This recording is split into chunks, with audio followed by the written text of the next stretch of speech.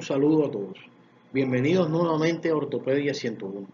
En esta ocasión vamos a conversar sobre una de las entidades traumáticas más frecuentes en las edades pediátricas, en específico la fractura de la diáfisis femoral. Al hablar de la epidemiología de esta entidad, tenemos que decir que representa el 1,6% de todas las fracturas que afectan a la población pediátrica. Es más frecuente en el sexo masculino que el femenino, en una razón de 2,6 a 1. Tiene un comportamiento bimodal, ya que el primer pico ocurre entre los 2 y 4 años y el segundo pico ocurre en la adolescencia. Es más frecuente esta entidad en la época del verano y en niños antes de caminar el 80% está relacionado con maltrato infantil. En el adolescente el 90% es debido a accidentes del tránsito. Al hacer una búsqueda en la base de datos PubMed en los últimos 10 años, observamos cómo el número de artículos de esta entidad ha ido en incremento. En el año 2014 era solo de 25 y en el año 2023 pasó a ser de 40 artículos por año, lo cual evidencia el interés científico que existe en esta entidad a nivel internacional. El mecanismo de producción de la fractura de la diáfisis femoral en las edades pediátricas responde a 3 factores fundamentales. El trauma directo, que ocurre por accidentes del tránsito, caídas y el abuso infantil, trauma directo debido a lesiones por rotación y fracturas patológicas en entidades de base ya conocidas como la osteogénesis imperfecta, fibroma no osificante, quistes óseos y otros tumores. Además, se puede presentar en otras enfermedades como el mielomeningocele y la parálisis cerebral. La clasificación de los pacientes que sufren de fractura de la diáfisis femoral puede ser diversa. De acuerdo a su comunicación con el exterior, pueden ser fracturas cerradas o abiertas. Estas últimas pueden ser a su vez primarias o secundarias. De acuerdo al tercio afectado, puede ser superior, medio e inferior. De acuerdo al tipo de fractura específicamente en las edades pediátricas, puede ser una fractura completa, en hueso incurvado y en tallo verde. De acuerdo a la configuración de la fractura, puede ser transversa, oblicua y espiral. También existe una clasificación muy útil para las fracturas de la diáfisis femoral en las edades pediátricas, que es la descrita por Watkins y Hansen, en la cual el tipo 1 existe una combinación que pudiera estar ausente o menor de un 25%, en el tipo 2 de un 25 a un 50%, el tipo 3 de un 50 a un 75% aproximadamente, y en el tipo 4 de una combinación severa en la cual no existe contacto entre las corticales mayores que forman el fémur. En esta imagen podemos apreciar el tipo 1, como habíamos escrito, tipo 2, tipo 3 y tipo 4, que como ven el grado de conmoción es tan severo que no existe contacto entre las corticales de los fragmentos mayores. El diagnóstico positivo de un paciente pediátrico con una fractura de la diáfisis femoral se basa en 3 aspectos fundamentales: los antecedentes, el cuadro clínico y los exámenes complementarios, en especial los de tipo imagenológico. Los antecedentes, en especial de trauma directo e indirecto, enfermedades con predisposición a la fractura que ya se conozcan con anterioridad. Es un cuadro clínico que va a constar de un niño que llega a los servicios de urgencia traído por sus familiares o cuidadores, el cual refiere dolor e incapacidad para la marcha. A la inspección vamos a observar acortamiento, rotación de la extremidad, ensanchamientos del muslo, pudieran existir heridas que comuniquen o no con el foco de fractura y también pueden estar presentes cambios de coloración de la piel. A la palpación podemos detectar el dolor, la movilidad normal y la crepitación. Recordemos que estos 2 últimos signos no deben ser explorados en caso de contar con servicios de imagenología, ya que a la exploración de los mismos podemos aumentar de forma muy significativa las lesiones de las partes blandas, es decir, de los músculos, de los nervios y de los vasos sanguíneos. Es importante también realizar un examen vascular y nervioso, en el cual tenemos que ver la temperatura, la presencia de los pulsos, si los mismos están sincrónicos. Debemos explorar la movilidad de la extremidad, tanto pasiva como activa, exploración sensitiva de la extremidad, los cuales pueden arrojarnos a nosotros lesiones que pudieran estar concomitando con la fractura de la diáfisis femoral. Es importante también en estos pacientes realizar un examen físico general, ya que pueden presentar diversas lesiones en otras partes del organismo y no solo ser del fémur. Dentro de exámenes complementarios juega un papel muy importante las radiografías en proyecciones antero-posterior y lateral de la diáfisis femoral. Es importante en estos casos incluir las articulaciones vecinas ipsilaterales para descartar lesiones asociadas. La imagen de resonancia magnética y la tomografía axial computarizada son útiles en enfermos con fracturas ocultas, no desplazadas, en rodete y estrés, muy en específico en las edades pediátricas. La arteriografía, por su parte, solo está justificada cuando exista sospecha de lesión vascular. Es importante conocer que una de las variantes que se puede presentar la fractura de la diáfisis femoral en las edades pediátricas es la llamada triada de Waddell, el cual consiste en fractura de fémur, daño craneoencefálico y trauma torácico y o abdominal. Es importante conocer esto ya que se produce al ser el niño atropellado e impactado por un auto, y cuando se presentan una o dos de las partes de la triada debemos sospechar la tercera, la cual por lo general se presenta horas después del traumatismo. Antes de adentrarnos en el enfoque terapéutico de estos pacientes que sufren de fractura de la diáfisis femoral, debemos conocer algunos criterios de angulación aceptables según la edad. Hasta los 2 años se acepta 30 grados en varo-valgo, 30 grados en desplazamiento anterior y posterior y 15 milímetros de acortamiento. De 2 a 5 años puede ser 15 grados en varo-valgo, 20 grados en anterior o posterior y hasta 20 milímetros de acortamiento. De 6 a 10 años se puede permitir 10 grados en varo-valgo, 15 grados anterior o posterior y 15 milímetros de acortamiento. Ya a los 11 años hasta la maduración esquelética solo se permiten de forma aceptable 5 grados en varo o en valgo y 10 grados en dirección anterior o posterior y 10 milímetros de acortamiento. Esto es importante conocerlo para enfocar las modalidades de tratamiento y obtener los resultados que esperamos encontrar en estos enfermos. A continuación, vamos a describir estas modalidades de tratamiento basados únicamente en la edad del enfermo. Hasta los 24 meses, especialmente en los niños hasta 6 meses, está justificado el uso del arnés de Parley, como se observa en esta figura. El yeso pelvipédico, lo que se conoce como espica, de forma inmediata, está justificado también en este grupo de edades. En ocasiones, cuando existe desplazamiento marcado de la fractura femoral, es necesario colocar al paciente en una tracción de parte blanda seguida de un yeso pelvipédico. De 24 meses a 5 años está justificado el yeso pelvipédico inmediato en fracturas no desplazadas o ligeramente desplazadas, o la aplicación de tracción seguida de yeso pelvipédico. La fijación externa y el uso de clavos intramedulares o tallos intramedulares son indicaciones raras en estas edades pediátricas. De 6 a 11 años está también justificado el uso de la tracción seguida de yeso pelvipédico, tallos o clavos intramedulares flexibles, y aquí tenemos que tener un elemento fundamental que es a tener en cuenta el peso del enfermo, lo cual lo vamos a hablar posteriormente. Se pueden utilizar placas de compresión, especialmente las de tipo submusculares, y también la fijación externa. De 12 años hasta la maduración esquelética podemos utilizar los tallos o clavos intramedulares flexibles, las placas de compresión submusculares, los clavos intramedulares bloqueados, que pueden ser también aquellos que son de entrada trocantérica, que son muy usados en las edades pediátricas, y también la fijación externa. Ahora vamos a describir cada uno de estos métodos de tratamiento por separado y vamos a hablar de las características fundamentales de cada uno de ellos. Y comenzamos por la espica pelvipédica. En esta ocasión, las indicaciones ideales para este tipo de inmovilización son aquellos pacientes que presentan fractura de la diáfisis femoral estables, con menos de 3 centímetros de acortamiento y sean menores de 8 años sin lesiones asociadas. En estos casos está debidamente justificado su uso inmediato. ¿Qué complicaciones podemos presentar mediante este método de inmovilización?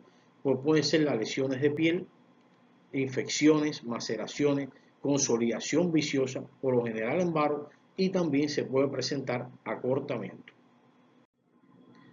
¿Cómo evitar el acortamiento cuando se decide usar el tratamiento con espica? Lo primero es realizar una radiografía del fémur en reposo cuando llega el paciente a los servicios de urgencia. Esta se debe realizar sin aplicar tracción y medir el acortamiento. Si este excede los 20-25 milímetros, hay que colocar al paciente en una tracción y posteriormente colocar la espica. También tenemos que tener en cuenta el mecanismo de producción de la fractura, ya que las fracturas transversales del tercio medio, secundarias a lesiones de alta velocidad, tienden a hacer un acortamiento excesivo. El arrancamiento del periósteo y la hemorragia producen inflamación, que los cuales van a ir disminuyendo y entonces se produce el acortamiento. Para evitar esta complicación, sugerimos realizar radiografías cada 1 o 2 semanas para confirmar la longitud y si existe acortamiento excesivo, pues entonces poner al paciente en una tracción que puede ser hasta esperar la consolidación o pasar a una espica pelvipédica posteriormente. Aquí tenemos algunos ejemplos de tracciones de partes blandas, como podemos observar en este caso. Aquí tenemos una tracción esquelética, aquí otra tracción de partes blandas y aquí en esta imagen se demuestra uno de los principios muy importantes de la ortopedia, en el cual el fragmento distal siempre busca el fragmento proximal, como se observa aquí en esta imagen, en este plano, y como aquí se encuentra en abducción el fragmento proximal y se coloca el fragmento distal en abducción para alinear los fragmentos de la fractura. ¿Cuándo emplear una tracción esquelética en la edad pediátrica? Cuando no se logra una reducción mediante la tracción cutánea. El sitio ideal es el fémur distal por encima de la fisis. El tiempo de duración puede ser de 7 a 10 días en niños pequeños y en niños más grandes puede extenderse hasta 3 a 4 semanas. Este es un método transitorio para lograr la alineación de los fragmentos y esperar el tratamiento definitivo. Existen algunas indicaciones quirúrgicas que debemos valorar muy específicamente en las edades pediátricas. Entre ellas tenemos los politraumatizados, presencia de fracturas abiertas, daño vascular, fracturas patológicas, pacientes no cooperativos y en los pacientes en los que es imposible colocar una espica de yeso. Ahora vamos a conversar sobre cada una de las modalidades de tratamiento quirúrgico. Entre ellas vamos a empezar por los clavos intramedulares flexibles. Estos van a estar indicados en pacientes politraumatizados con fractura de la tibia ipsilateral, lo que se conoce como rodilla flotante, y muy importante, un peso menor a 50 kilogramos. Se ha comprobado que el uso de estos métodos de osteosíntesis en niños con más de un peso de 50 kilogramos pueden traer un fallo del mismo. Contraindicaciones de esta técnica: fracturas con minuta e inestable, fracturas segmentarias, fractura con difícil control rotacional y de la longitud. ¿Qué complicaciones tiene? Pues son varias: molestias del implante, cirugía secundaria para retirarla. Casi siempre hay que retirar este tipo de osteosíntesis en una segunda cirugía. Pueden ocurrir consolidaciones viciosas desde el punto de vista de las angulaciones y rotacionales, acortamiento, muy en especial en las fracturas inestables. Aquí tenemos una imagen donde se muestran algunos ejemplos de una fijación intramedular con un clavo flexible de forma retrógrada, aquí de forma anterógrada, pero estas dos modalidades pudieran combinarse. Aquí vemos una imagen, cómo logramos la reducción mediante el uso de clavos intramedulares flexibles. Por su parte, los clavos intramedulares rígidos van a estar indicados en pacientes cercanos o con maduración esquelética. En pacientes con fractura inestable, este método de fijación permite el apoyo postoperatorio inmediato, tiene un buen control rotacional y de la longitud de la extremidad. Tiene complicaciones como dolor en la cadera, arrestos epifisiarios, sobre todo el trocánter mayor, lesiones nerviosas, en especial del nervio ciático, y peligro de embolia pulmonar que puede estar presente en este tipo de osteosíntesis. En esta diapositiva podemos observar algunos ejemplos. Aquí tenemos un clavo intramedular pediátrico de entrada trocantérica que se puede apreciar su bloqueo tanto proximal como distal. Las placas submusculares, por su parte, están justificadas en pacientes con fracturas con minuta, con acortamiento significativo, cuando existen fracturas metáfiso-diafisarias, donde los clavos no pueden jugar un papel importante en la estabilidad. Existen complicaciones, como el fallo del implante, incisiones de piel grande y pérdida de sangre, lo cual son necesarias en algunas ocasiones estas incisiones de gran longitud para poder colocar estas láminas. Fracturas secundarias en los orificios de los tornillos puede ocurrir como complicación, así como la infección, refractura y la necesidad de una segunda reintervención para retirar este implante. Aquí tenemos unos ejemplos de placa submuscular, una vista anteroposterior del fémur donde se aprecia la utilización de este método de fijación, aquí una vista lateral y vemos cómo logra reducir la fractura de forma satisfactoria. Por su parte, la fijación externa también es empleada en pacientes con fractura de la diáfisis femoral en edades pediátricas y está justificado en caso de fracturas abiertas con gran lesión de partes blandas, pacientes quemados, politraumatizados, fracturas conminutivas, daño vascular en el cual se requiera una revascularización y se necesite de la fijación ósea, fracturas inestables, fallos del tratamiento conservador. Se puede combinar la fijación externa con otros métodos, muy en especial con los clavos intramedulares flexibles. Rodillas flotantes es otra indicación y como método transitorio, aunque en las edades pediátricas está justificado ser también un método de tipo definitivo. ¿Qué complicaciones tiene este método de osteosíntesis? Pues la infección en el trayecto de los alambres, pérdida de la reducción, daño vascular o nervioso, rigidez de las rodillas por la colocación de los alambres y tensar las bandas, específicamente la banda iliotibial, refractura, en especial en las fracturas transversas y retraso en la consolidación. Estas son algunas de las complicaciones que se pueden presentar mediante el uso de la fijación externa en pacientes con fractura de la diáfisis femoral pediátrica. En esta imagen podemos observar una imagen con un niño, un fijador externo tipo Hoffman, con un paciente que presenta una fractura conminutiva severa y vemos cómo se logra la alineación de los fragmentos y la longitud. Ahora vamos a pasar a describir algunos de los criterios descritos por la Academia Americana de Cirugía Ortopédica Pediátrica para pacientes con fractura de la diáfisis femoral. En esta ocasión es muy importante conocer edad, peso, estabilidad y opciones de tratamiento. En los niños menores de 6 meses y de cualquier peso, y sea una fractura estable o inestable, se puede utilizar el arnés de Pallick y el yeso pelvipédico. Estas son las dos indicaciones en este grupo de edad. De 6 meses a 5 años y cualquier peso, en fracturas estables y muchas de las inestables, está justificada la espica de yeso. Así como en algunas inestables se puede utilizar la tracción 90-90 seguida de la espica de yeso y también clavos flexibles, aunque en esta edad sigue siendo controversial su uso. De 5 a 11 años en niños menores de 49 kilogramos y fracturas estables se está justificado la fijación con clavos intramedulares flexibles. En cualquier peso con fracturas inestables se puede utilizar la placa submuscular versus la fijación externa. En pacientes mayores de 49 kilogramos de 5 a 11 años y sea una fractura estable o inestable, también puede ser utilizada las placas submusculares a tipo puente y una fijación externa o un clavo rígido de entrada trocantérica.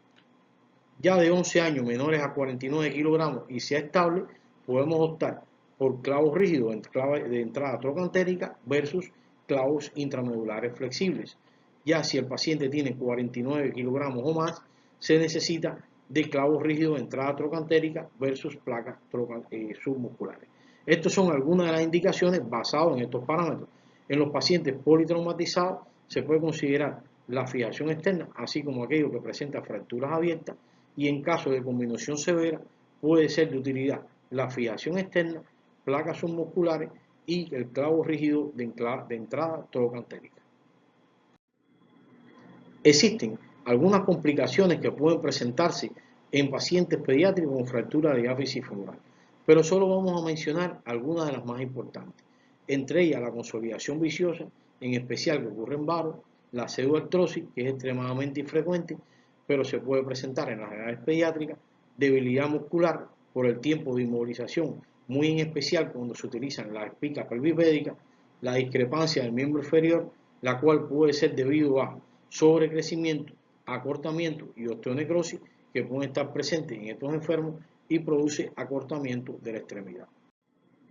A continuación proponemos algunos tiempos promedio de consolidación de la fractura ósea del fémur.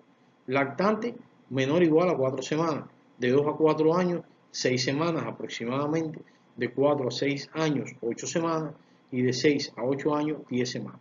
Recordemos que estos son valores promedios y que se pueden alargar en dependencia de las características de cada enfermo y de cada fractura. Aquí exponemos algunas de las referencias bibliográficas que hemos consultado para hacer esta presentación. Esperamos que este tema haya resultado de tu interés. Si te gustan estos temas de ortopedia, por favor suscríbete a nuestro canal, déjanos tus comentarios, compártelos con familiares, amigos, colegas y te esperamos en nuevas presentaciones. Muchas gracias por tu atención.